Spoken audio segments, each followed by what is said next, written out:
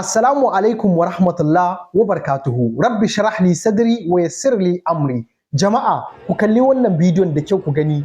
Matasa ne 'yan asalin ƙasar Burkina Faso a cikin ƙasar Burkina Faso suka gudanar da wannan abin nasu, kuma a babban birnin ƙasar Burkina Faso ne aka gudanar da wannan abin. A shekaran jiya aka gudanar da wani muhimmin taro na ƙasar Burkina Faso domin a ƙayyade wa'adin da za a cewa shugaban ƙasa na yanzu Kaftan Ibrahim Traore wani lokaci ne zai aje muƙamin mulki ya miƙa shi ga farar hula domin a dawo mulkin farar hula ba na soja ba. A lokacin da aka zo aka tattauna an yi abubuwa da dama da suke da matukar muhimmanci ga al'umman ƙasar Burkina Faso da kuma ita karan kanta ƙasar ta Burkina Faso. Bayan an gama duk tattaunar da za a yi, an gyara kundin tsarin mulki na ƙasa, an sassauya wasu tabi'u da a ciki waɗanda ake ganin cewa ba su dace ba ko kuma ya kamata a musu gyaran fuska. Bayan duk an kammala waɗannan abubuwa, a cikin sharuɗan da aka sa aka ce Ibrahim Traore zai kasancewa a matsayin shi na shugaban ƙasa daga yanzu na shekara 3 da kuma rabi. Daga nan za a gudanar da zaɓe na farar hula wanda Allah ya ba nasara shine zai kasancewa a matsayin shugaban ƙasar Burkina Faso. Aiko daga jin haka kankace kwabo, matasan ƙasar Burkina Faso maza da matansu, yara da manya, daga mai ɗaukan takalmi sai mai ɗaukan dutse, daga mai ɗaukan ice sai mai ɗaukan duk abin da ya samu, saboda sun san wane ne Ibrahim Traore, shugaban ƙasarsu wanda ya nuna musu soyayya da ƙauna, ya nuna asalin shi ɗan kishin ƙasa ne, yake yin abin da ya dace a cikin ƙasar Burkina Faso. Har da iya lokaci zuwa lokaci ana ƙoƙarin a zo a mishi juyin mulki sakamakon cewa ya juya wa turawa baya. A hakan 'yan ƙasar shi suka ƙara son shi da kuma ƙaunar shi da alfahari da shi a kowane lokaci a matsayin shi na shugaban ƙasa.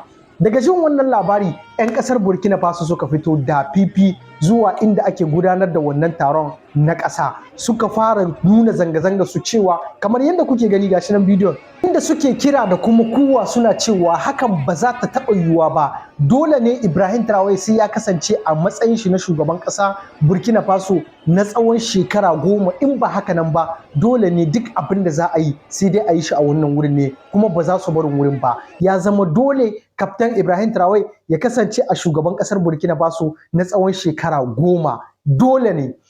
Ana nan aka rasa yin da za a yi, saboda dama matasa su ne ƙasa, su ne al'umma, kuma su ne manyan gobe. A kowane lokaci matasa musamman ma na Nijar muna kira gare ku, muna gaya muku cewa ku ne ƙasa, ku ne al'umma. Matasa idan kuka gurɓace, ƙasa ta gurɓace. Matasa idan kun gyaru, ƙasa ta gyaru, saboda gobe ku ne manyan ƙasar, ku ne za ku rigi ƙasar. Idan ba ku gyara ba, kuna nan a baya. Idan ba ku nuna kishin kanku ba, ba ku san ciwon kanku ba, babu wanda zai sanin ciwon ku, kuma babu wanda zai san menene kuke so. Kamar yadda muka samu da wata majiya mai ƙarfi na ƙasar Burkina Faso, an amince wa matasan daga cikin burinsu, amma an rage musu shekara 5 daga cikin 10 da suka zaɓa. Ibrahim Traore zai kasancewa shugaban ƙasar Burkina Faso na tsawon shekara 5. Babban abin da zai birge ka ga ƙasar Burkina Faso da kuma kundin tsarin mulki na ƙasar Burkina Faso, an ba da dama shugaban ƙasa na yanzu Ibrahim Traore zai iya shigowa a cikin takara na neman zaɓe na shugaban ƙasa,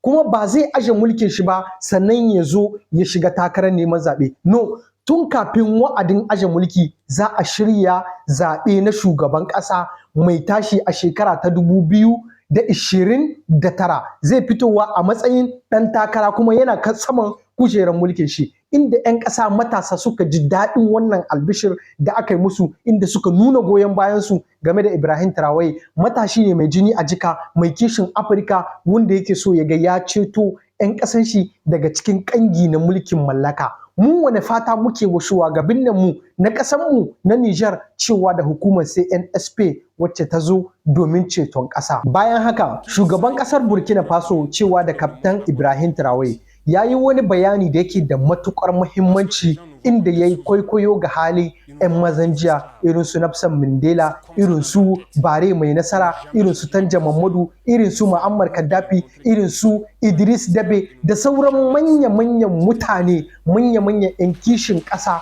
waɗanda suka yi ƙoƙarin su ceto Afirka daga cikin ƙangin mulki na mallaka. Kamar yadda za ku ji bayani da bakin shi ta Faransanci, zan karanto muna kaɗan daga cikin 'yan bayanai abin da na sani, sannan kuma za ku iya saurara da harshen Faransanci a lokacin da yake bayani. Bidiyon yana da ɗan tsawo kaɗan. Na'am, a cikin bayanan da ya karanto ya ce 'yan ƙasa su sani su ƙara sani.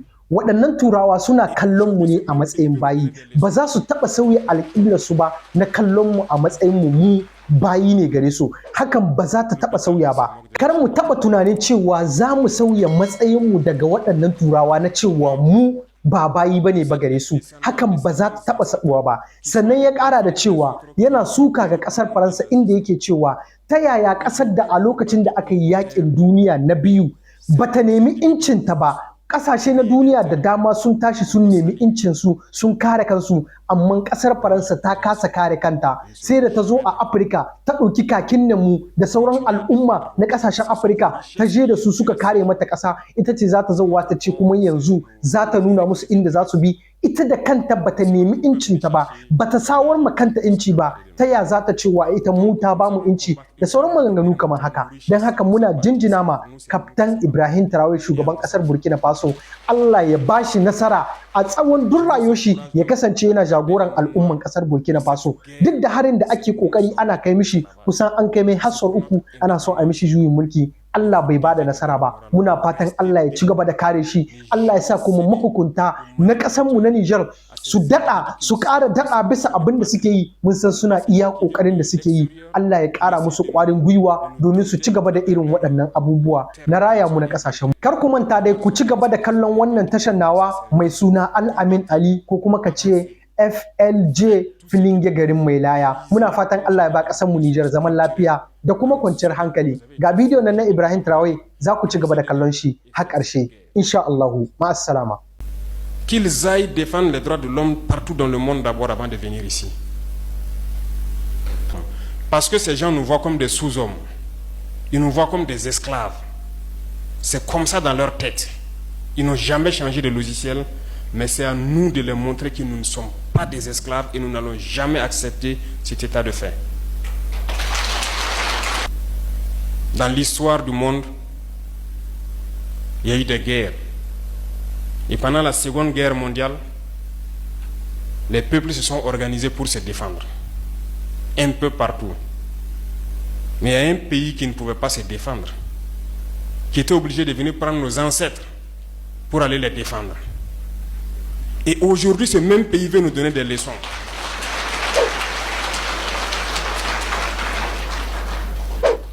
L'hôpital qui se moque de la charité. Non. Vous êtes les descendants de ces mêmes ancêtres qui sont allés défendre les autres, qui ont libéré le monde du nazisme. Aujourd'hui, vous vous battez pour vos terres. Ces mêmes individus osent créer des termes pour vous salir. Nous nous opposons à cela. Nous ne serons jamais d'accord. Continuez à défendre vos terres. Ce sont vos richesses qui intéressent ces gens. C'est notre or, c'est nos minerais qui les intéressent. Sinon, pourquoi venir chercher des villages entiers pour s'accaparer de nos terres? Donc, nous allons combattre et nous allons récupérer nos terres. Nos richesses, ça nous appartient. C'est pour nous, c'est à nous que ça doit profiter. Et à nos enfants.